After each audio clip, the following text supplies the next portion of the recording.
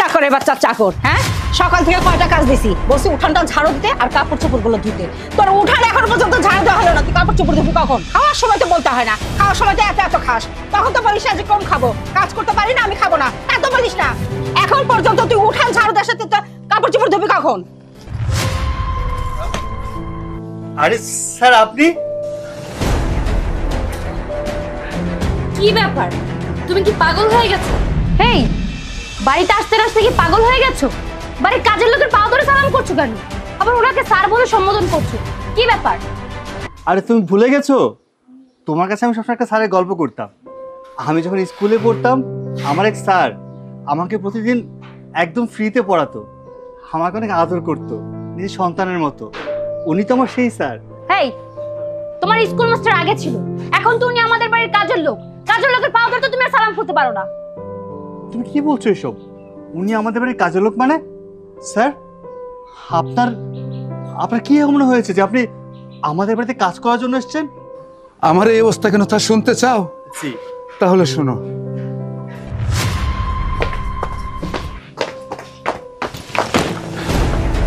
এই যে আপনার ব্যাগ, আপনি বাইরে নিন বাড়ি থেকে। সারাদিন কোনো কাম কাজ নেই, কিছু না, সারাদিন খালি ঘুমাইবো আর খাইবো। ঠিক আছে, তোর বউ আমার বাড়ি থেকে বাড়ি করে দিতেছে, আমি কই যাবো? কোনে যাবে আমি কেমনে কমু? তোমার বৌমা চায় তুমি এই বাড়িতে না থাকো, যেন মন চায় হেন চলে যাও। কেন খালি খালি আমাকে সংসারে ঝামেলা বাড়াইতেছো? যেন দুই চোখ যায় হেন তুমি চলে যাও, আমি কিছু কইতে পারুম না। আবার তাকায় রইছেন কিসের জন্য? কানে কথা ঢুকে নাই, কি বলা হয়েছে আপনারে? বেরো বাইরে এখান থেকে। বাজান রে, ৩৫টা বছর স্কুলে চাকরি করছি, মাস্টারি করছি, যা বেতন পাইছি সবই যে টাকা পয়সা খরচ করছি, বাড়ি করছি, ছবি করছি, সব তো তোদের জন্যই করছি। আমি রিটায়ার্ড করার পর পেনশনের ২৮ লাখ টাকা পাইছি, ওই টাকাটাও তো সব তোর হাতে তুলে দিছি। আর এখন তুই আমার বাড়ি থেকে আমারে বাড়ি করে দিতেছস? কি কি কইলেন আপনি? আপনি চাকরি করছেন, চাকরি করার টাকা দিয়ে এই বাড়ি করছেন, এই সংসার চালাইছেন? আমি বিয়ে হয়ে আহার পরতে শুনি নাই আপনি কি করছেন। আপনি চাকরি করছেন, যে কয় টাকা বেতন পাইছেন, স্কুলে গরিব বাচ্চা করে প্রাইভেট পড়াইছেন, হ্যাঁ করে বই খাতা কিনে দিচ্ছেন, হ্যাঁ করে ফিরি ফিরি স্কুলে ভর্তি করাইছেন। আমার কানে কিছুই আহে নাই, তাহলে আপনি সংসার চালাইলেন কেমনে? হ্যাঁ, আর পেনশনের টাকা নিয়ে হচ্ছে বড় বড় কথা কন। পেনশনের টাকা যা পাইছেন তা পোলারে দিছেন, পোলারে তো কোনো লেখাপড়া শিখার নাই, পোলারে বানাইছেন গরু, তো কি করে খাইবো? ওই টাকা দিয়ে বয়া বয়া খাইবো। আপনি তো সবকিছু দিয়েই দিছেন এই সংসারে, জমি জামা যা ছিল সব তো আপনার পোলা নামে লেখা দিছেন। এখন আপনার এই সংসারে আমগো কোনো প্রয়োজন নাই, চলে যান আপনি এখান থেকে। কি করে খাইবেন না খাইবেন সেটা সম্পূর্ণ আপনার ব্যাপার। যাও, এখানে এখানে দাঁড়ায় না থেকে আমাকে এখানে ঝামেলা করো না, যেদিকে দুই চোখ যায় চলে যাও। আরে বাজান, যাইতেছি, যেদিকে দুই চোখ যাক সেদিকে চলে যাব। আমি আমার পেনশনের টাকাটা যদি তোর মতো হারাবেড়ে না দিয়া ব্যাংকে জমা রাখতাম, তাহলে আমার সারা জীবন চলে যাইত। যাইতেছি, তুই তোর বউরে নিয়ে সুখে থাক। হ্যাঁ যাইতেছি, তুই তোর বউরে নিয়েই থাক। হ্যাঁ যান যান, আপনার পরে মুখটা তো দাম করে দেখতে না হয়। যদি আবার এই বাড়িতে আইছেন না, আপনার ঠ্যাং ভাঙা দিমু। এই বউ, তুমি এখানে দাঁড়ায় দাঁড়ায় কি দেখো? হ্যাঁ, এই চিল্লাইতে চিল্লাইতে আমার গলা ভেঙে গেছে। যাও আমার লাগে পানি নিয়ে আও, যাও। ঠান্ডা আনবো না নরমাল আনবো? ফ্রিজে ঠান্ডা পানি আনো। তুমি এখানে বসো, আমি পানি নিয়ে আসি।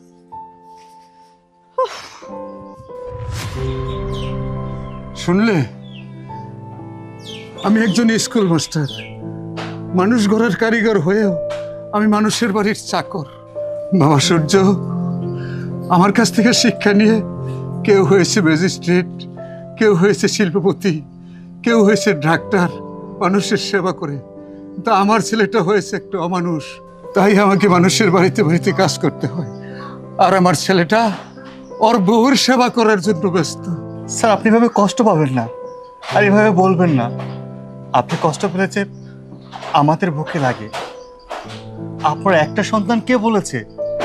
আমরা তো জানি আপনার প্রত্যেকটা স্টুডেন্ট আপনার সন্তান। আপনি ছোটবেলা থেকে আমাদেরকে নিজের সন্তানের মতো করে বড় করেছেন, কখনো বাবার অভাবটা বুঝতে দেননি। বিশেষ করে আমি ছোট্টবেলায় বাবাকে হারিয়েছি। বাবার আদর কি জিনিস আমি জানি না। আমি আপনার কাছ থেকে বাবার আদর পেয়েছিলাম। আমি মাস শেষে স্কুলের বেতন দিতে পারতাম না। আপনি বলতেন, বাবারে তোর বেতন দিতে হবে না, আমি যদি আমার ছেলের বেতন দিতে পারি তোর বেতনটাও দিতে পারবো। আপনি আমার বেতন দিয়ে দিতেন। আমার সব মনে আছে স্যার, আমি আপনাকে অনেক খুঁজেছি, কিন্তু আপনার ছেলে আমাকে মিথ্যে বলেছে। আমাকে বলেছে বাবা এখানে থাকেন না, বাবা শহরে থাকেন। আমি হয়তো ভেবেছি আপনি শহরে কোনো ভালো জায়গায় আছেন, তো আপনি যে এতটা কষ্টে আছেন আমি কখনো ভাবতে পারিনি। আপনার মতো একজন ভালো মানুষ কখনো কষ্টে থাকতে পারে এটা আমার ধারণা ছিল না। আপনি কখনো ভাববেন না যে আপনার একটা সন্তান সে নষ্ট হয়ে গেছে, আপনার আরো সন্তান আছে, আরো 1000 জন সন্তান আছে, আমি আছি। যতদিন আমার দেহে প্রাণ থাকবে আমি আমার বাবার আসনটা আপনার জন্য রেখেছি স্যার। স্যার, আপনাকে মনে পড়ে আমি তখন খুব ছোট, আপনি প্রতিদিন স্কুলে চালানা করে চকলেট পাওয়া যেত, ছোট ছোট দুদিকে মোড়ানো। আপনি চকলেট নিয়ে যেতেন, আমাদেরকে বলতেন তোরা স্কুলে ক্লাস করলে আমি তোদেরকে চকলেট দেব। ওই চকলেটের লোভে ক্লাস করতাম। আজকে পড়াশোনা করে এত দূরে এসেছি, আজকে আমি কোটিপতি, এই সম্পত্তি সব কিছু আমার। কার অবদান জানেন স্যার? সব আপনার অবদান। সেদিন চকলেটের লোভে স্কুলে গিয়েছি, পড়াশোনা করেছি, সেই স্কুল থেকে পড়াশোনা করে হাই স্কুল, কলেজ, ইউনিভার্সিটি পার করে আজকে আমি শিক্ষিত, প্রতিষ্ঠিত, কোটিপতি। সব কিছু তো আপনারই অবদান স্যার। আপনার কারণেই আমি আজকে এতদূর আসতে পেরেছি। আমি সারা জীবন আমার বাবার জায়গাটা আপনাকে দেবো স্যার।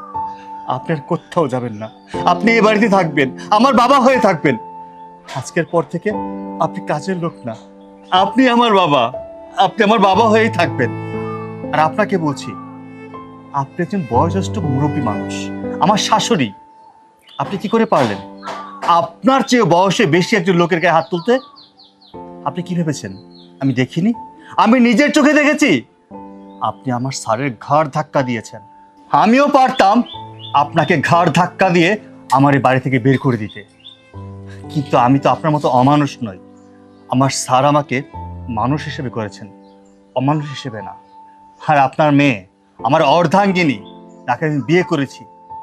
তুমি না শিক্ষিত, পড়াশোনা করেছো, এই সামান্য কমন সেন্সটুকু তোমার মধ্যে নেই, মানবতা বোধটুকু নেই।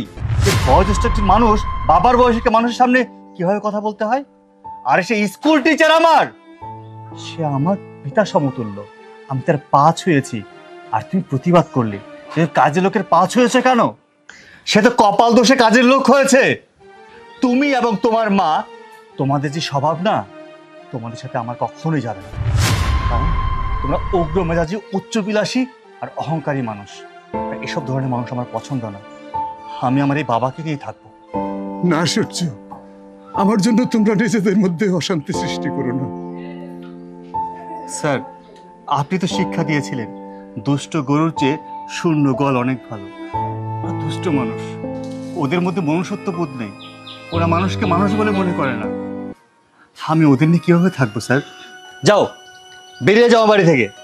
আমাকে বের করে দিও না, আমি আমার ভুলটা বুঝতে পেরেছি। স্যার, আসলে আমি আপনার সাথে অনেক খারাপ ব্যবহার করেছি।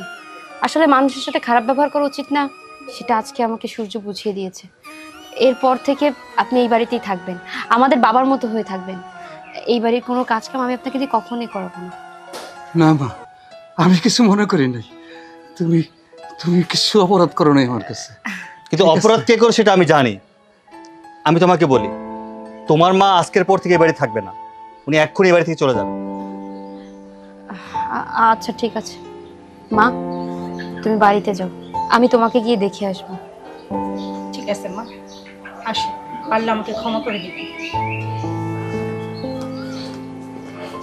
চলো, আমাকে দিন ঝাড়ুটা।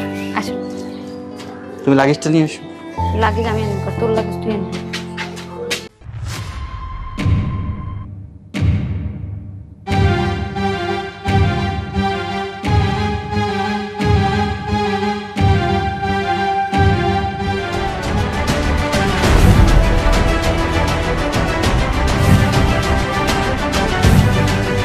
তোর এত বড় সাহস, তুই ঘরের মধ্যে খাবার চুরি করতেছিস? মানে ভাবি, খাবার চুরি করতেছি না। জীবনও খাস নাই? হ্যাঁ, খাওন চোখে দেহস নাই? যে দেখলি আমার বাপ আর আমার ভাইয়ের লেগে একটু ভালো মন্দ রাঁধছি, হে আইসোস চুরি করতে না? সত্যি করে কত কে শিখাই দিছে তোরা এটি চুরি করতে? সত্যি করে কবি। ভাবি, আমি তো ভাত চুরি করতেছি না। বাবা অনেক করে কইতেছিল সকাল থেকে নাকি সে কিছু খায় নাই, তাই ভাবলাম বাবার একটু ওই গরুর মাংসের ঝোল দিয়ে একটা ভাত দিই। আহাহাহা, কত সব গরুর মাংসের ঝোল দিয়ে ভাত খাইবো?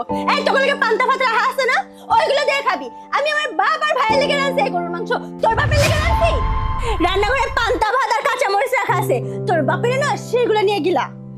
ভাবি, প্রতিদিন তো একবেলা পান্তা ভাত খাই আর 2 বেলা না খেয়ে থাকি। আজকে একটু গরুর মাংস দাও।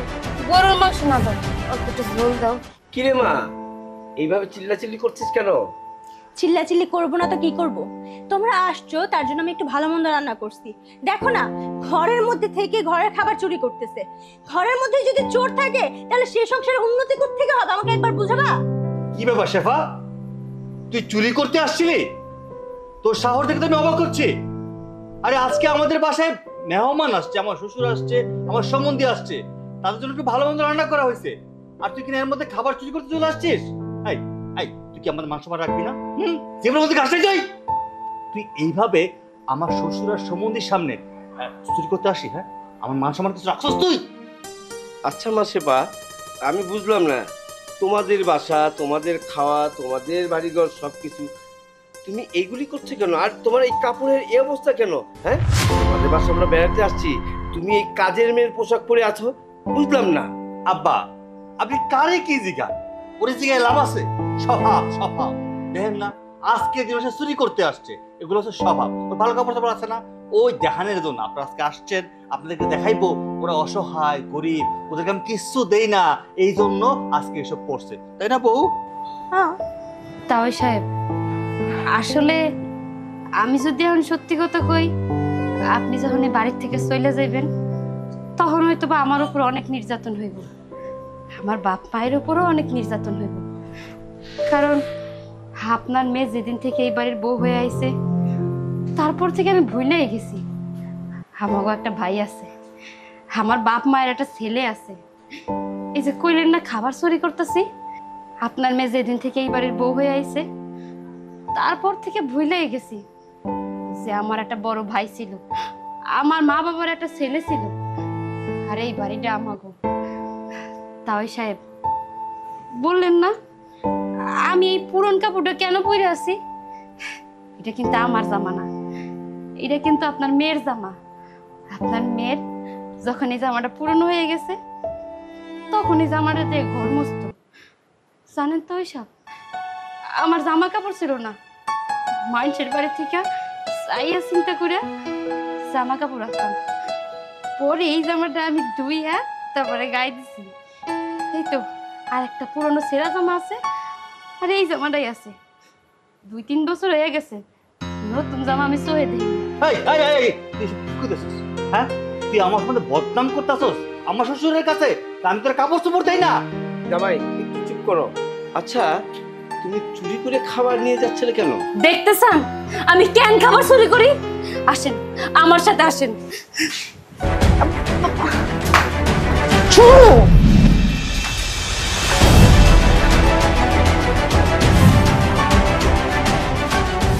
তাই আপনি আমার জিজ্ঞেস করছিলেন না আমি কেন খাবার চুরি করি? আমি একজন খাবার চুরি করি, জানেন তো ওইসব? কালকে রাইতে অল্প করে পান্তা ভাত দিছিল, যা কিনে একজনের পেট ভরে না, সেই পান্তা ভাত আমরা 3 জনে খাইয়া কালকে রাইতে ঘুমাইছি। আজকে সকাল থেকে আমার বাপে আর মাই কিছুই খাই নাই।